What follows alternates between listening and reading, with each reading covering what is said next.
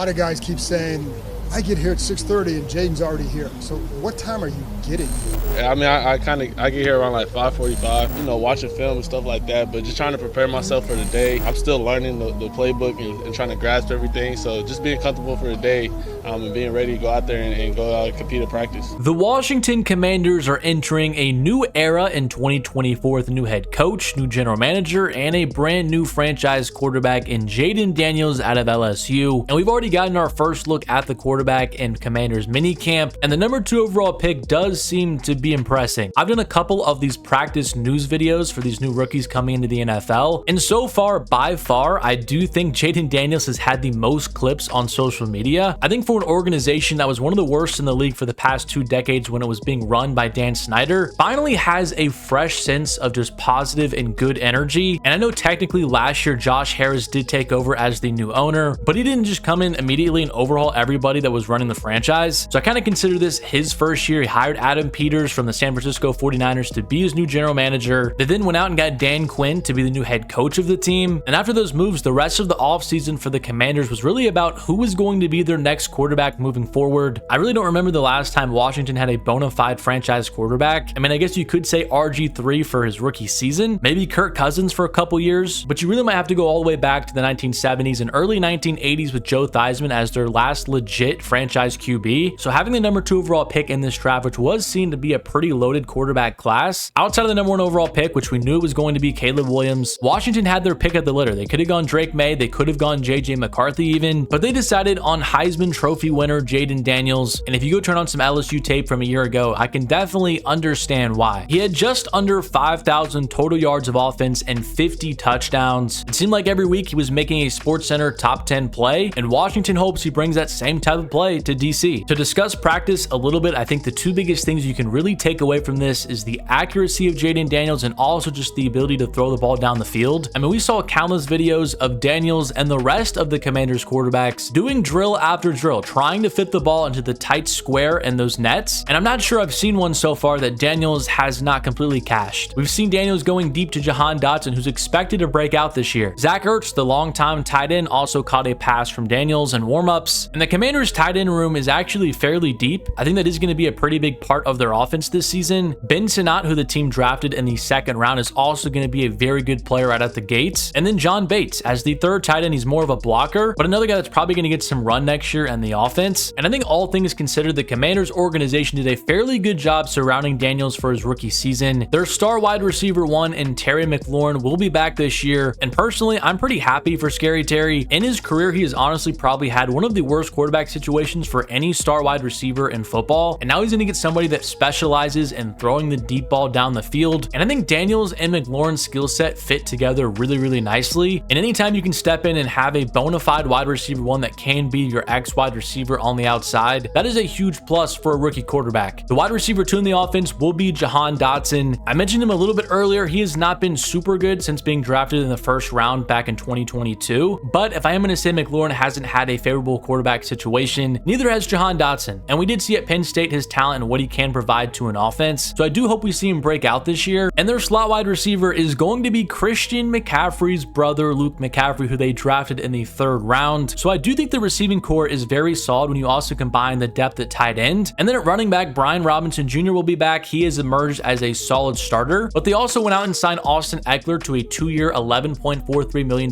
contract. And Eckler has started to get a bad rep the past couple of years because he's not a complete running back. He's not somebody you want to give 20 carries in a game. He's not a great in between the tackles runner, but what he can provide is a great threat out of the backfield. And that was pretty much Antonio Gibson's role in this offense as well. And I think it's fair to say Eckler is a more proven and productive player than Gibson. And having a player you can just dump the ball down to for a check down and they can pick up a first down is huge for a young quarterback. So although I don't view Eckler as like a top 10 running back in the league, I do think he could be pretty valuable to this offense. And the offensive line, which was really, really bad last season, got 3 new upgrades upgrades. They signed center Tyler Biadasz from the Dallas Cowboys on a 3-year deal. They also brought in left guard Nick Allegretti from the Kansas City Chiefs on a 3-year, $16 million contract. And then probably their most important pickup was in the 3rd round of the NFL draft, getting Brandon Coleman, a tackle from TCU. It's unknown at the moment if he's going to be starting week number 1. The Commanders did bring back Cornelius Lucas at left tackle, so he could start theoretically, and then Coleman can take over for him whenever he's ready. But nonetheless, a pretty big overhaul on an offense is going to have multiple new starters next season. With how the Commanders offense played in 2023, I definitely think that's warranted. So the infrastructure around Jayden Daniels is going to be pretty solid in his first season, but outside of that, I'm fairly curious to see how Daniels' game does translate to the NFL. Daniels was an interesting prospect to me because he does have a lot of things that you like. He's got fairly good size, standing at 6'4". He's got great athleticism. We saw him run all over SEC teams time and time again. His arm talent is pretty special. We saw 60+ bombs almost every single week last season. So the physical traits are there. Everything I've seen from him in interviews and interacting with teammates, it seems like he has great intangible stuff as well in terms of being a leader and somebody that you want to play for. But a couple of things I do worry about Daniels at the NFL level is, one, his weight. He's a very, very skinny player. And while he did have a lot of really nice rushing highlights in college, there was also numerous clips of him getting absolutely blown up by defenders. And I think you Commander fans know more than anybody the inherent risk that you have if you are a running quarterback. And at Daniels' size, I do wonder if we could run into some durability issues. He didn't have any major injuries at LSU. I don't think he even missed a start, but the speed and physicality of the NFL is just a little bit different. So I would like to see Daniels put on a little bit of weight and also just protect himself, slide, get out of bounds, just not take those hits time and time again. And something that Daniels was not asked to do a ton for the Tigers was throw over the middle of the field. He rarely threw at that spot of the field. I think he targeted one of the lowest out of any quarterback in the country. I think part of that was the scheme and just having 2 amazing wide receivers and Brian Thomas Jr. and Malik Neighbors, and just want to get those guys deep down the field and outside the numbers. But you cannot run an offense consistently when you're not targeting the middle of the field. So that is another thing that I think Daniels is going to have to show that he can do consistently and accurately. But outside of those couple concerns, I do think Daniels is going to be a really, really fun player to watch right away. New offensive coordinator Cliff Kingsbury runs a pretty modern type of offense. We saw with Kyler Murray a lot of option stuff and then just letting him throw the ball down the field, and it would only make sense for that to be the same type of offense that Daniels will be running. And I do think that scheme is a good match for Daniels' skill set. Again, his ability to run around and also use RPO and then just launch passes outside the numbers to Terry McLaurin and Jahan Dotson, guys that can track the ball and make contested catches. The Commanders, in terms of team success next year, I'm going to be fascinated to see how well they can do. Surprisingly, they have been some people's sleeper pick to actually make the playoffs next year. It's pretty well known that in any given NFL season, 4 to 5 new playoff teams always happen. But man, I don't know if I'm ready to go that far with the Commanders in 2024. I still think there's a decent amount of holes on this team. I don't love their pass rush outside of the interior guys with Jonathan Allen and Daron Payne. The secondary has some big issues, especially at cornerback. They lost their best corner in Kendall Fuller. They did draft one of my favorite players in the draft in Mike Sanders, still out of Michigan, but I think he's more of a nickel like Brian Branch, who now plays for the Lions. They also lost their best safety in Cameron Curl. They brought in Jeremy Chin to replace him, but that is kind of a downgrade in my opinion. I think the offense could be fairly good next season. I do wonder though about the defense. Maybe Dan Quinn can work his magic and get the most out of that group, but just going player for player, you have to take the Eagles roster and the Cowboys roster over the Commanders. So at best, they're probably going to finish 3rd in the division. Is there going to be 3 playoff teams from the NFC East? That seems a little bit uphill, but nonetheless, this being the first year of the rebuild, I really don't think the results matter too much next year. As long as Jayden Daniels shows some flashes that he can become an elite quarterback and he does stay healthy, I really think you can consider that a successful season, or really just look toward the future. But I want to know what you think about Jayden Daniels and what you expect from him in 2024. Do you think Daniels has a chance to win Offensive Rookie of the Year, or do you think he might struggle with the transition to the NFL? Let me know what you think in the comment section down below. But subscribe to the channel if you are new, drop a like on the video if you did enjoy it, and as always, thank you so much for watching, and I'll catch you guys in my next one.